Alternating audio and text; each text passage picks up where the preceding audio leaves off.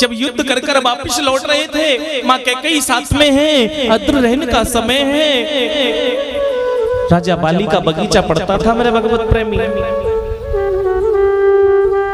महाराज दशरथ ने अपने विमान को रोका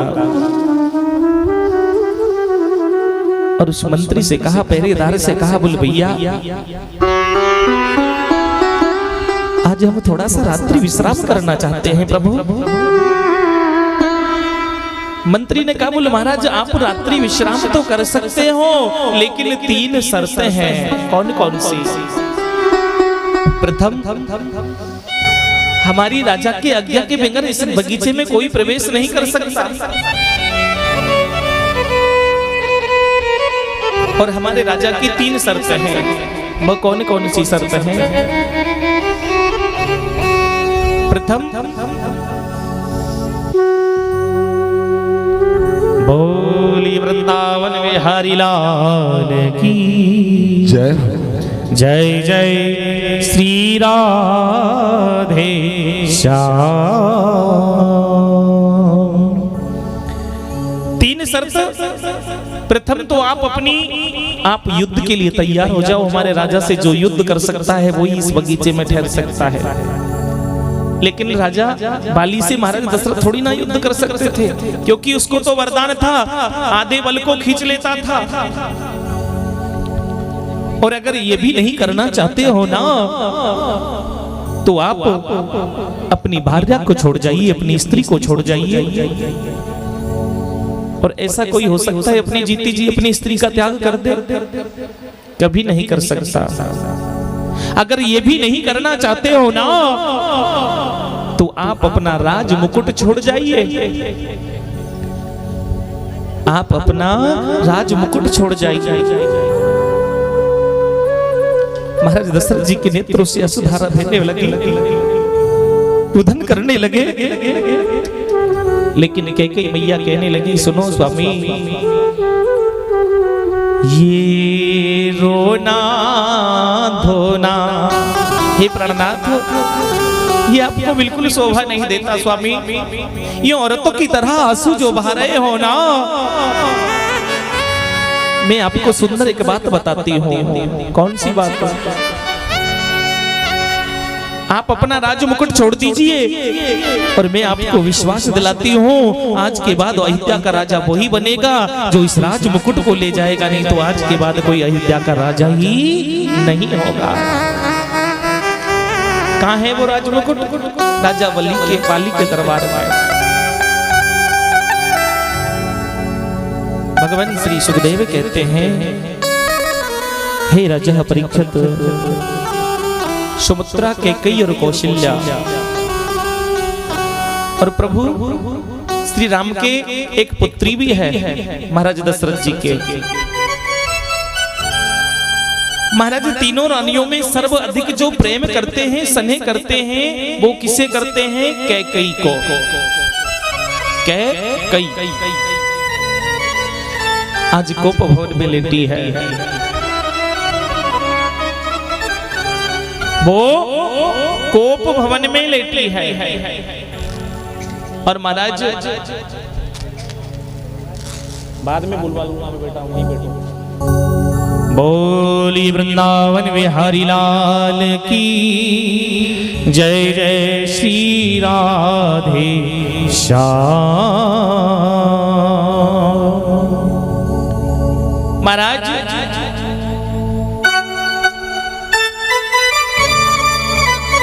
आज महाराज दशरथ कैकेयी को देखते हैं, लेकिन कैकेयी तो कोप भवन में पौड़ी है।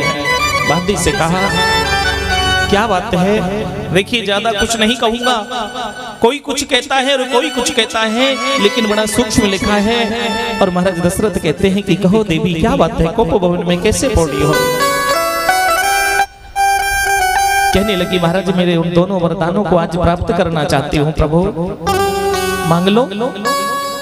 मेरा प्रथम वरदान तो ये है कि बेटा भरत के लिए राज अभिषेक होना चाहिए, और द्वितीय वरदान ये है श्री राम के लिए 14 वर्ष का वनवास होना चाहिए। क्यों? बाबा तुलसीदास जी में लिख दिया,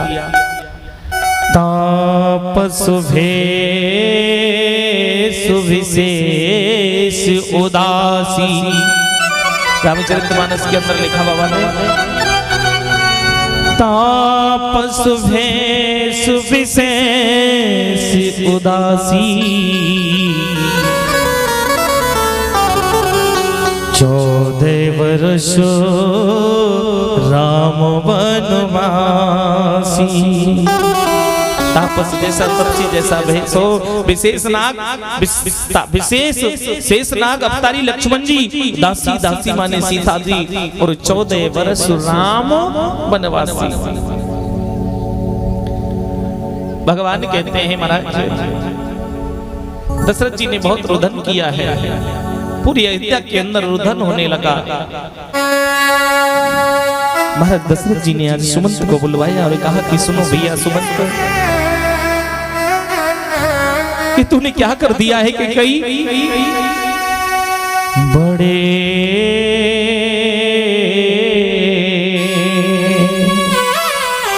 मैंने अपने चारों पुत्र पाने के लिए क्या कुछ नहीं किया। कभी संत सेवा में गया, कभी विप्र सेवा में गया, कभी यज्ञ करवाया तो कभी श्रीमद् भागवत का पठन किया, और आज तूने क्या कर दिया प्रिय। बड़े बड़े तप से मैंने, कौन कह रहे हैं महाराज दशरथ, किसको? रानी कैकेयी को। चारु रत्न हैं पाए और मौका पा करके कैकेयी तूने चारों तितर बितर करवाए।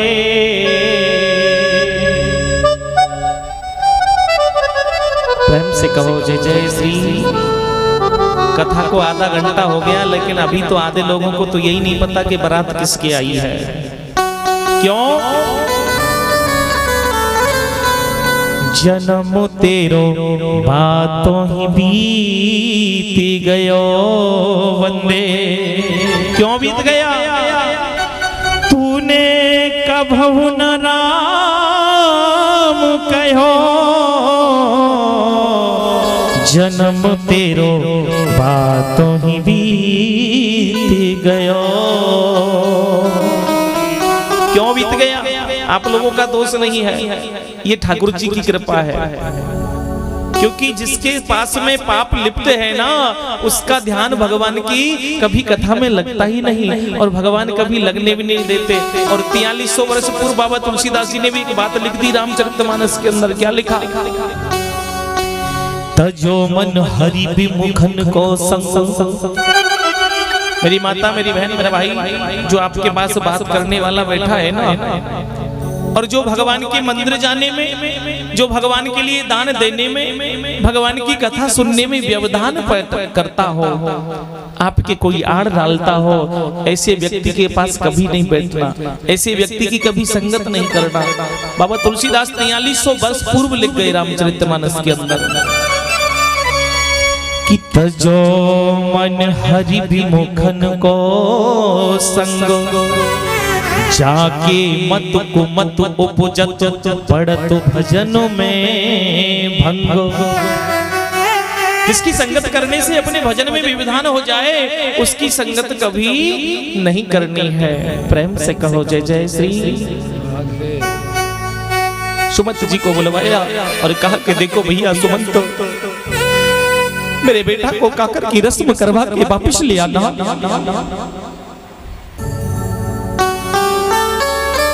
आज बहुत रुदन हुआ है अध्यात्म के अंदर, लेकिन ज्यादा कुछ ना कहते हुए के वृक्ष मुरझाने लगे हैं, चारों तरफ हाहाकार मचने लगा है। लेकिन भगवान श्री सुखदेव जी कहते हैं, राजा परीक्षित, आज रथ में बिठाकर जैसे ही विदा किया, रथ को प्रस्थान किया, और चलते चलते प्रभु ने जब पड़ाव डालो है ना, तो सुमंत जी की नींदें लग जाती हैं, आंखें लग जाती हैं। और प्रभु को तो लीला करनी है, मेरे गोविंद ने जल्दी से प्रस्थान किया और प्रस्थान करने के बाद आज सरजू तट आ गए मेरे गोविंद, गंगा किनारे आ गए। क्यों? उस केवट को याद करने लगे। आज सुनना आप, केवट कौन है? कौन है केवट? केवट कौन था? ये प्रारब्ध जन्म में कछुआ था और रेंग रेंग कर अपनी धीमी धीमी चाल से चल कर जाता है, प्रभु के चरणों को स्पर्श करना चाहता है, लेकिन जी लक्ष्मी जी उठाती हैं और फेंक देती है। फिर अपनी धीमी धीमी मंदी मंदी सी चाल से, आज भी अपन कहीं जा रहे हो ना पैदल पैदल और कोई आदमी बिल्कुल पीछे रह जाता हो, धीरे चलता हो, तो कहते हैं ना ये कछुआ की चाल कहाँ चलता है, आजा जल्दी। और हमारे ब्रज में तो एक बात और कहते हैं, कोई धीमे चलता है ना तो उससे कहते हैं जन्मासे की चाल चल रहा है। जन्मासे में समझते हो ना आप, जहाँ बारात को ठहराया जाता है, क्योंकि जन्मासे में जो जा रहा हो, जो कुल्हड़ का पानी पी लेना महाराज, उसका तो आनंद अलग हो जाता है। किसी आदमी से कह दो आप बाराती हो, आप बाराती आदमी का मूड और माहौल कुछ अलग हो जाता है। भोली बांके बिहारी सरकार की। देखो आपको बिल्कुल जय नहीं बोलनी है, क्योंकि आज कथा का कौन सा दिवस हो गया? चतुर्था। और अभी उस गेट पर भी आवाज नहीं गई आप लोगों की। भोली बांके बिहारी सरकार की जय। 8-8 7-7 रोटियों को खींच के आते हो, मरोड़े खा रहे हो, जय हो तुम्हारी भलो होई हमारो। प्रेम से कहो जय जय श्री राधे श्याम। और भगवान केवट को याद करने लगे। देखिए भगवान के पीछे भक्त तो हमेशा दौड़ते हैं, लेकिन कभी कभी भगवान भी भक्त के चुंगल में फंस जाते हैं। और प्रभु तो कहते हैं कि जिस भावना में भावना हो वो भावना बेकार है, जिस भावना में भाव हो तो भव से बेड़ा पार है। ठाकुर जी के लिए पाने के लिए ज्यादा कुछ नहीं करना है, सिर्फ भाव बनाना है, मन के अंदर श्रद्धा बनानी है, मन से मैं को मारना है, अहंकार को भगाना है और प्रेम को पाना है। और जहाँ प्रेम पा लिया वहाँ आनंद हो जाता है। जिस दिल में जगह होती है ना। अच्छा एक बात बताओ, ठाकुर जी कहाँ रहते हैं? हृदय में रहते हैं मना साहब? कहाँ रहते हैं मैया ठाकुर जी? भक्तों के हृदय में। सही कहा। मैंने भी बहुत जगह सुना, लोग कहते हैं कि ठाकुर जी हृदय में रहते हैं, लेकिन ठाकुर जी उस हृदय में नहीं रहते जिस हृदय में हमेशा पड़ोसी के खिलाफ गलत विचार आते हो। ठाकुर जी उस आत्मा में विश्वास नहीं करते, उसमें निवास नहीं करते जो हमेशा किसी की बच्चे की सगाई काटने की चेष्टा करता हो। ठाकुर जी उस हृदय में नहीं रहते मेरी मैया, जो हमेशा किसी की खेत की मेहर को फांसने में लगा रहता हो, काटने में लगा रहता हो। ठाकुर जी उस आत्मा के अंदर नहीं निवास करते जो हमेशा छल और क्षेत्र जिसके अंदर भरा है। और फिर भी मैंने माना ठाकुर जी कहाँ रहते हैं? हृदय में। लेकिन लोगों को पता है कि मेरे गोविंद हृदय में रहते हैं, तो लोग कहते हैं कि मैं राधे राधे करूंगा, फिर तो तू मेरे हृदय से निकल के भागेगा कि नहीं भागेगा? क्या उस हृदय में मेरे गोविंद निवास करते? अगर मेरे हृदय में आप रहते हो ना, तो मैं बीड़ी पीऊंगा, तेरी आंखों में धुआं भरेगी, जब तो निकल के भागेगा कि नहीं भागेगा? आदमी तो भगवान के पीछे हाथ धो के पड़ा है कि मैं तुझे मेरे हृदय में रहने ही नहीं दूंगा। बोली सच्चिदानंद भगवान की। अपने ध्यान को वहीं जोड़ोगे। भगवान श्री सुखदेव कहते हैं, राजा परीक्षित ये कछुआ रेंग रेंग कर बार बार आता है, लक्ष्मी जी उठाती और फेंक देती हैं। मेरे गोविंद सारा दृश्य देख रहे हैं और प्रभु कहते हैं कि सुनो भैया कछुआ, श्री लक्ष्मी जी आपको मेरे चरणों को स्पर्श नहीं करने देंगी, इसलिए मैं तुम्हें वरदान देता हूं। जाइए आप त्रेता युग में जाकर केवट बन जाना और जी भर के मेरे चरणों का आनंद ले लेना। मैं राम अवतार में अवतरित होकर आ रहा हूँ। आज उस केवट का दिन आ गया।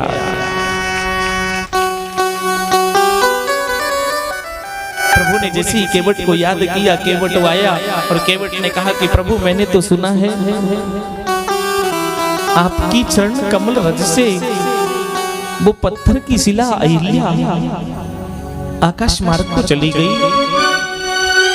इसलिए प्रभु मैं जब तक आपके चरणों को नहीं धुल लूंगा, जब तक आपके चरण से चरण रज नहीं छुड़ा लूंगा, तब तक मेरी नौका में प्रवेश नहीं करने दूंगा। बोलो रामचंद्र भगवान की जय जय श्री राधे श्याम।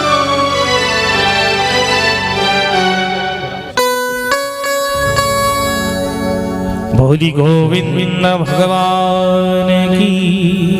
कभी कभी भगवान को भी भक्तों से काम पड़े, हो जाना था गंगा पार प्रभु के वट की नाव चढ़े। जाना था गंगा पार प्रभु के वट की नाव चढ़े।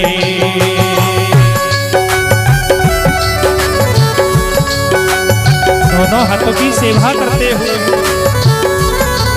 जय हो।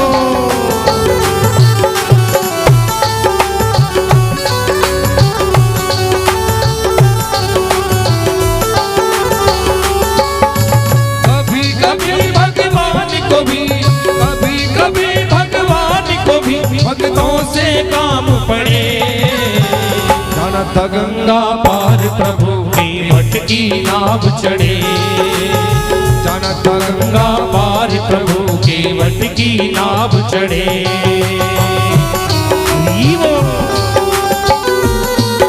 जय हो प्यारे की।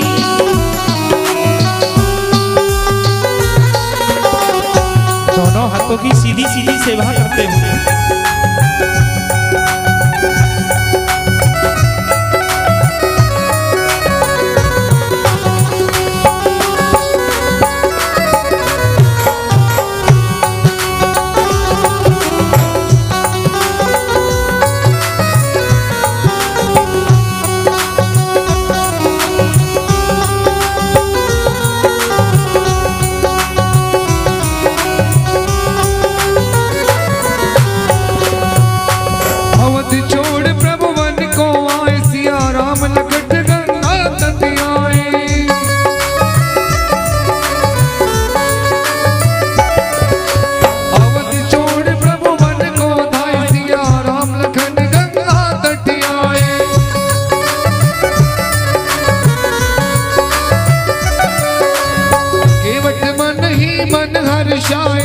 घर बैठे प्रभु दर्शन पाए।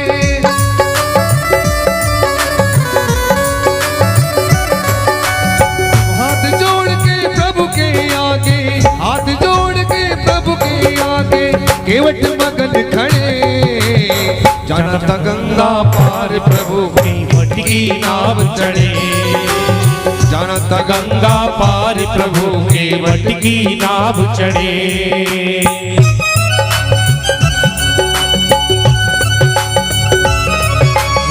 श्री श्यामा श्याम की।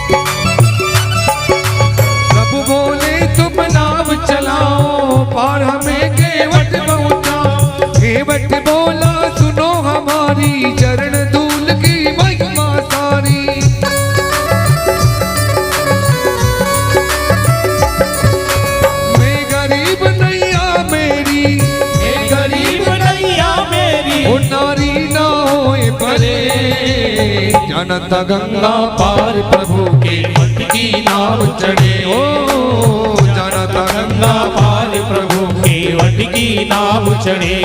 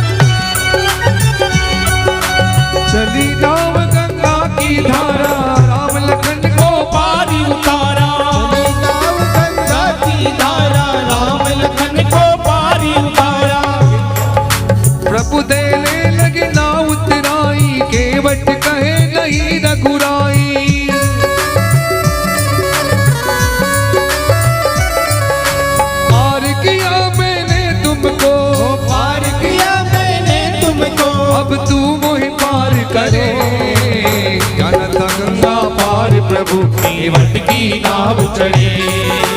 जानता गंगा पार प्रभु के वट की नाव चढ़े।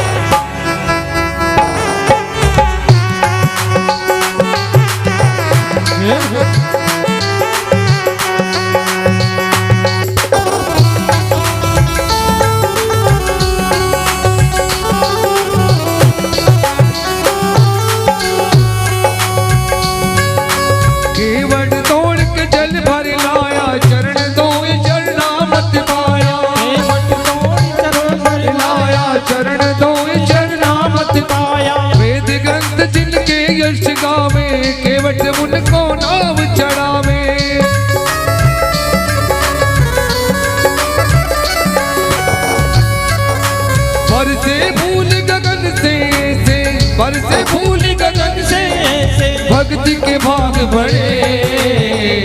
जानता गंगा पार प्रभु के वट की नाव चढ़े। जानता गंगा पार प्रभु के वट की नाव चढ़े।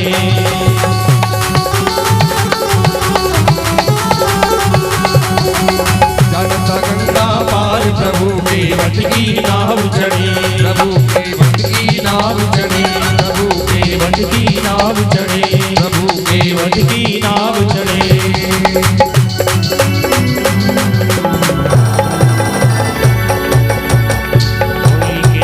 भगवान की जय जय श्री राधे श्याम। महाराज भगवान श्री सुखदेव कहते हैं राजा परीक्षित, प्रभु नाना भक्त तो अपनी लीलाओं का आनंद देने लगे, लेकिन देखो हमेशा मामा से सावधान रहना है। किस किस के आपके मामा? मामा सबके होते हैं, लेकिन एक मामा तो कौन था? कंस। एक मामा कौन था? मारीच, जो सोने का मृग बन गया। और एक मामा कौन था? एक मामा शुकनी, जो आप सुनोगे जुए में सब कुछ हरवा दिया। और एक मामा माइल, आला उदल अमर सिंह राठौर पृथ्वीराज चौहान, अगर आपने सुना हो तो बेला के गोने पर सबको मरवा दिया। इसलिए हमेशा मामा से सावधान रहना है। कहीं ऐसा भी मत करना झगड़ा कर लो जो मामा मामे रोई नहीं लेके आवे, फिर जय जय श्री भोली बांके बिहारी लाल की जय। भगवान श्री सुखदेव कहते हैं, हे राजा परीक्षित, माँ जानकी जनक नंदिनी ने उस सुंदर सोने के मृग को मामा मारीच को देखा और प्रभु से प्रार्थना करने लगी और कहने लगी, सिया बोली राम से, सिया बोली राम से, सुनो पिया मेरी एक बात, ला दो मेरी गामार के स्वामी, प्यारे दोनों जोड़ो हाथ। हे स्वामी, मैंने एक जो स्वर्ण का मृग देखा है वो अति सुंदर है, बड़ी जीवन में आशा है कि आप उस मृगा को ला दो। आज माँ जानकी जनक नंदिनी के विवश करने पर प्रभु श्री राम उसके पीछे पीछे दौड़ जाते हैं और इधर में माँ जानकी जनक नंदिनी भैया लक्ष्मण को कट वचन का प्रयोग करने लगी, क्योंकि ये मायावी है और इस मायावी की मुखार विद्य से आवाज आने लगी, हे भैया लक्ष्मण, हे भैया लक्ष्मण, हे भैया लक्ष्मण। भगवान श्री सुखदेव कहते हैं, राजा परीक्षित, लक्ष्मण जी ने आज लक्ष्मण रेखा खींच दी, अग्नि रेखा खींच दी माँ जानकी के सामने। प्रभु के पास पहुंच गए। प्रभु ने पूछा, सारा वृत्तांत कहो लक्ष्मण, उस जानकी जनक नंदिनी को कहां छोड़ के आए हो लक्ष्मण? सारा वृत्तांत बताया। क्यों? जो कछु चरित्र रचा भगवाना। प्रभु जानते हैं कि लक्ष्मण जी ने जो अग्नि रेखा लगाई है ना, तो एक रावण नहीं, दो नहीं, सहस्त्र माने हजारों रावण आ जाए तो जानकी जी का हरण नहीं हो सकता। अब प्रभु के सामने जैसे ही रेखा खींची, प्रभु ने प्रस्थान किया, अग्नि प्रकट होने लगी। तो भगवान कहने लगे, देखो भैया, वहां जानकी अकेली है, तुम जरा जल्दी से खोल दो। और जैसे ही खोलने लगे, एक ही मंत्र से लगी हैं दोनों रेखा। जानकी जी के सामने वो कौन सा मंत्र था? कील मंत्र। और प्रभु के सामने लगाई है वो कौन सा मंत्र है? कील मंत्र। ये रेखा खुली तो वो भी खुल गई। और लिख रहे हैं बाबा तुलसीदास कि जो कछु चरित्र रचाओ भगवाना, ये मर्म लक्ष्मण नहीं जाना। और जानकी जी है कहाँ? बाबा तुलसीदास लिख रहे हैं पहले कि जब तक करो निशाचर नासा, तब तक करो अगिन में वासा। प्रेम से कहो जय जय श्री राधे श्याम। इधर वो रावण माँ जानकी जनक नंदिनी के पास में आ जाता है भिक्षा के बहाने। और रावण का कोई दोष नहीं था, प्रभु के दाएं अंग लिखा था। रावण ने जब हस्तरेखा भगवान की देखी तो लिखा था कि दाएं अंग सीता हरण और बाएं अंग रावण मरण। आपको तो एक बार नहीं 100 बार मेरी लंका आना है मेरे गोविंद। लेकिन आज माँ जानकी जनक नंदिनी रावण से बातें नहीं करती हैं। क्यों नहीं करती हैं? एक सुंदर बात बता दूं मेरी माँ, जो माँ बहन पतिव्रता होती है और पतिव्रता धर्म शादी के बाद नहीं, बचपन से ही पाला जाता है। और पतिव्रता नार पर पुरुष से अकेले में अगर सुंदर बात, अच्छी बातें भी करती हो ना, तो उसका पतिव्रता धर्म नष्ट हो जाता है। प्रेम से कहो जय जय श्री। अब माँ जानकी जनक नंदिनी पर पुरुष से कैसे बात कर सकती हैं? अच्छा, आपने एक चीज देखी होगी, जैसे बहू होती ना ससुर से घूंघट मारती है, मारती कि नहीं? बोलती नहीं है। अब आजकल तो जमाना मॉडर्न हो गया, जेठ भी उस कुर्सी पे बैठा है, बहू भी बैठी है। हमारे ब्रज में कहते हैं कि ससुर को कोई डर नहीं हो, लेकिन जेठ का तो बहुत बड़ा डर होता है। ससुर जी होते हैं ना, वो तो धर्म का बाप होता है। लेकिन अब जमाना बदल गया। पहले आपने देखा बहन बेटी जब घर में आ जाती थी ना, और जमाई आ गया, मेहमान आ गया, तो टॉर्च लेके बैटरी से भी ढूंढो तो छोरी नजर नहीं आती थी। बोलो हाँ जी के ना जी। और आज अगर जमाई आ जाए, जमाई का फोन आ जाए कि समरानिया बस स्टैंड उतर गया, तो लड़की कहती है कि माँ अब तू अदरक वाली चाय चढ़ा दे और मैं तेरे मेहमान को लेके आती हूँ स्कूटी से। बोलो हाँ जी के ना जी। ये हमारे देश की संस्कृति है, ये हमारे भारतवर्ष की उन्नति है। क्यों?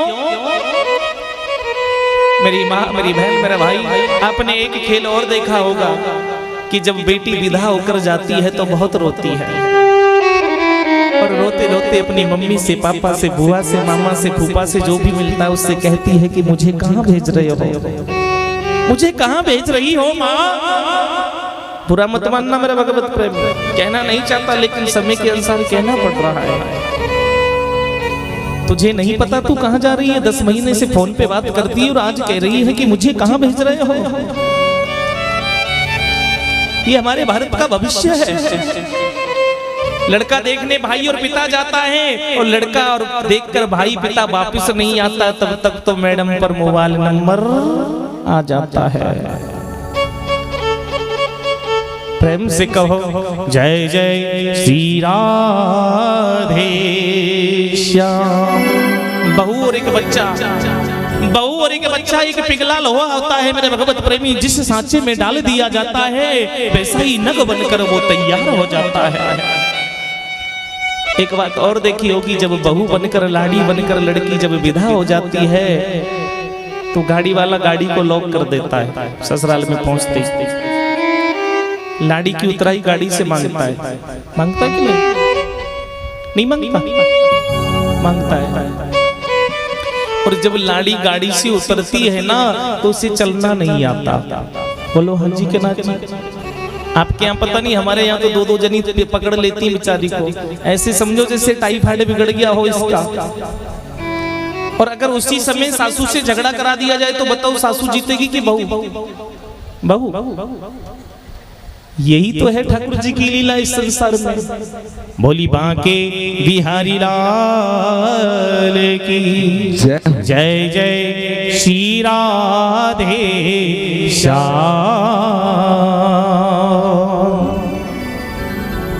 मां जानकी जनक नंदिनी ने एक तिनका को तोड़ लिया और अपने दांतों में दबा लिया। क्यों तोड़ा है तिनके को? अकेले में बात नहीं करना चाहती रावण से, क्योंकि वो पर पुरुष है और मां जानकी जनक नंदिनी है ना, वो पति प्रथा धर्म का पालन करती हैं। तिनका से क्या संबंध था? क्यों तोड़ लिया? तिनका मां जनक नंदिनी का भाई लगता था, क्योंकि मां की उत्पत्ति कहां से है? सीता जी की भूमि से। तिनके की उत्पत्ति कहां से? भूमि से। और जिसकी उत्पत्ति एक मां से जिसकी भी हो, वो आपस में बहन भाई होते हैं। अब तो सीता जी का दोष दूर हो गया, और वही प्रथा हमारे मृत्युलोक में आज भी जिंदी है। ससुर जी घर पे हो, बहू घर पर हो, और घर में कोई ना हो, और 15 दिन का गोद में बच्चा और बहू घूंघट मारती हो ससुर जी से। दुकान से फोन आ जाए कि पानी भिजवा देना, चाय भिजवा देना, और वो बहू ससुर जी से बोलती नहीं है, तो लंबा घूंघट लेके उस बच्चे को गोद में लेके कहती है कि छोरा तेरे बाबा से कह दे दुकान पे चाय मंगवाइए। बोलो हाँ जी के ना जी। अगर आपने उसकी आड़ ले ली तो आज भी उस वस्तु का हमें कोई दोष प्राप्त नहीं होता। जानकी जी का हरण हुआ। भगवान श्री सुखदेव कहते हैं राजा परीक्षित, हनुमान जी को श्राप लगा था कि तुम समय आने पर अपना बल भूल जाओगे, लेकिन हमको और आपको किसी ने श्राप नहीं दिया, लेकिन फिर भी हम अपना बल भूल चुके हैं। क्यों भूल गए? बोली गोविंद भगवान की जय हो। देखो, कोई मैया से कहो कि मैया कथा चल रही है, कथा सुनने चलना। नहीं जा सकूं बेटा। क्यों? छोटे छोटे पोता पोती हैं, इनको संभालती हूँ। कोई डोगरी से कहो मैया चले वृंदावन, नहीं जा सकूं महाराज जी। अरे मैया तेरे सब काम हो गए, अब दूर हो जाए इस संसार से। लेकिन हम सब जितने भी यहाँ पर बैठे हैं, हमें क्या लगा है अपने दिल में कि हम बंधे हुए हैं। कैसे हैं हम? बंधे हुए हैं। जैसे कि कैसे बंधे हैं, पर हम हमारे सबके दिल में ये विश्वास तो है कि हम बंधे हुए हैं, लेकिन हमें उस सच्चाई का याद नहीं है कि हम बिल्कुल